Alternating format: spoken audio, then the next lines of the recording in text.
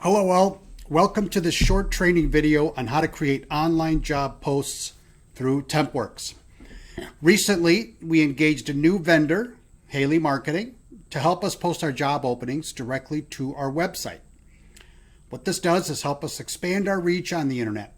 So when a potential applicant does a Google search, for example, electrician jobs in Atlanta, we will be one of the possible results out there in the internet universe. This is in addition to other posts such as the ones we add to ZipRecruiter and Indeed. The more that's out there, the more there's a chance they're going to find one of them. On our website, and I'm going to show you right here, you will see a link now where people can click search jobs and be able to search our posts. A job seeker then could go down on this page, enter some keywords, maybe a city and state or a zip code here in the location, and also a radius of how far from that city and state they want to search. You'll see a box here called industry. There's only one option. It says construction, although it doesn't need to be selected. This isn't working for us right now due to limitations of the integration with TempWorks. This should be improved later this year. Once somebody finds a post, for example, I am going to search electricians, and I'm going to put in Arlington Heights, Illinois, and I'm going to choose a radius of 50 miles, and you'll see what happens here is that some jobs will get populated. Some of these are real, some of these are fake, as we've been playing with the system to make sure it's working correctly. So once a user puts in his information or her information, they can click on a job and get some information on it. Again, regular job post. And then if they want to, they can apply online and provide us either with some basic information, or they can even upload or copy and paste a resume. I'll show you this part a bit later in the video. What I'm primarily going to show you in this video tutorial is how to get our jobs listed here on our website, and it's all going to be done through TempWorks. I'm going to flip over to TempWorks here for a minute. And so in summary, this is how it's going to work. First, we're going to go and create a fake job order, and we're going to use the customer Tradeco Construction of your branch. So for example, if the branch is Atlanta, you will use the customer Tradeco Construction of Atlanta. You will then key in the job order as if you would for a real customer. Again, this is fake, but you would key it in as if it's for real. Third and finally, you will add details about exactly what you're looking for in an applicant, such as the job title, experience required, and other qualifications that are important. Basically, it's going to be a copy and paste of whatever you may already have posted somewhere else, like ZipRecruiter. That's it in a nutshell. It's those 3 steps. Okay, let's begin. So the first thing I'm going to do, and I've already got the customer up, but the first thing I'm going to do is I'm going to pull up my customer. And I'm just going to type in Tradeco, and I'm going to click search, and you're going to have results that have Tradeco in it. You will see here that there are several that are already in here. We got Chicago, we have Mobile, we have Knoxville. By the time you start doing this, you will see your branch listed here. Okay. In this example, I'm going to use Chicago. So I'm going to double click the branch.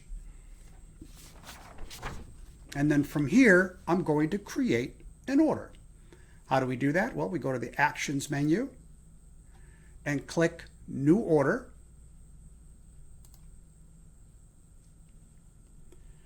Once I'm on the order screen, I'm going to choose order type applicant. This is one thing that is different than a traditional real order. You usually just leave it as temp, right? But for this purpose, we're going to choose applicant. And then we're going to click finish to go on to the details page of the order. Now, I'm not going to create a new one because I've already been messing around with orders. So I am going to choose an order that I've already been messing around with. This is one of them right here. So I'm going to pull this one up and go to the details page and show you here what we're going to do. Okay. All right. First thing is this, worksite. You're going to want to make sure that you have the city, state, and zip code of the city or town you want this job post in. Okay. If it's not here, you'll need to ask me or Linda to add it for you. Okay. Because your job post, just like in Zip or Indeed, maybe, you want to put in the town that you're wanting to target so that you can maybe get applicants from that town or that area. Okay. We have lots of suburbs around here in Chicago. So, you will notice here there's Addison, Illinois, Arlington Heights, Illinois, Des Plaines, Illinois, Elmhurst, Illinois. We've got a ton of them, and we are routinely advertising in these areas. And especially in markets where you've got, a large geographical span. So if it's not there, then you have one of two ways to ask us to add it for you. Okay, and it's going to be generic. You can either fill out a new worksite request form, but the only trouble with that form is that you can only ask or request one at a time. Okay. If you already know the 6, 10, 12 towns that you want to post in, you could simply send us an email that says, hey guys, I need the following 6 towns added to Tradeco of Little Rock. Okay. We do need the zip code. Okay. So you could put city, state, and zip code. And I think most of you know that you can find zip codes online using Google or USPS.com. And in town, if the town happens to have more than one zip code, just choose one. It doesn't really matter. We just need one. Okay. All right. So once your city is in here, and in this example, I'm going to choose Hoffman Estates. Okay. To advertise in. So I'm going to drop that in. You're going to choose the worker comp code that is relevant to this fake job order. And I'm going to search for electricians. So I'm going to choose electricians. No need to put an address in here. In a regular real order, in the directions box is where we put in the address of the work site. Since this is for job posting only, we only care about the city and state. That's already in here. No need to do anything here. Okay. Number required is not really relevant. Doesn't really matter. You could just leave it at 1. It's not relevant for the job post. The rest of the screen is pretty much done. There's nothing else you have to put in. Oh, I apologize. No, there is one more. You'll want to put in a start date. And again, not that relevant here, but you will need to put in a start date because I think it won't allow you to go any further if you don't. And that's it for this screen. I'm going to go ahead and save this. Okay. And then I'm going to take you to the last step in the process, and this is where all the magic happens, as they say. You're going to click over here that says Web Options. Okay. This is what's going to land on our web page, more or less. Okay. Posting date. This is the date you want to show up as when it was posted. So if we go back online here, you see it's got a date here on this particular order of when it was posted. Okay, that comes from here.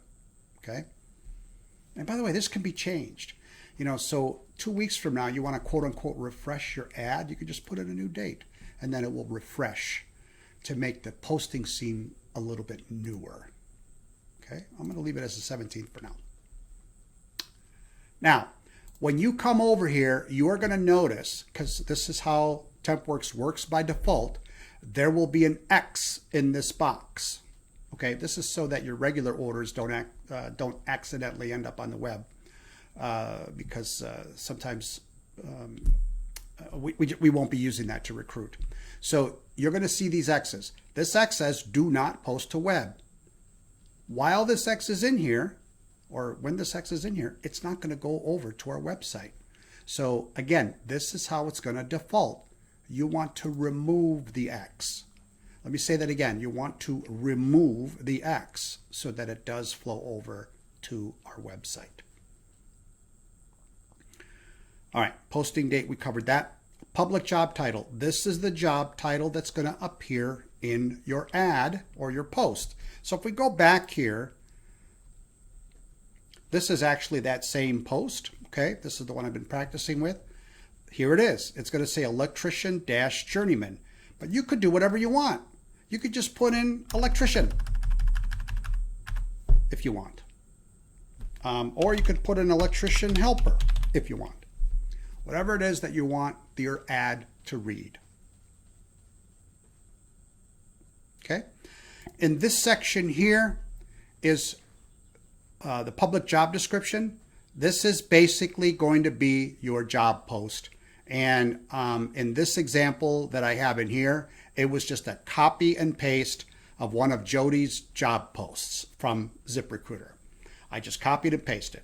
Now, once you copy and paste, you could do whatever you want. You could change things up. You could, you could add, you could add something to this. You can add something. Again, I'm just using this as an example. Okay, and delete information or whatever it is that you want to do. And I'm going to hit save. Okay, that is all. Now, I believe the system searches our database every half hour or so. I believe that's how it works. So every half hour, Haley Marketing, which is the company we hired, works behind the scenes to reach out to TempWorks, gather the data, and pull it in so it shows up on our website. Okay.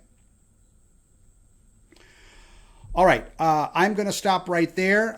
We are going to talk about what the applicants and how the applicants apply and how that looks like on your end in another training video. Hope you all have a great day. Call or email with questions. Thank you.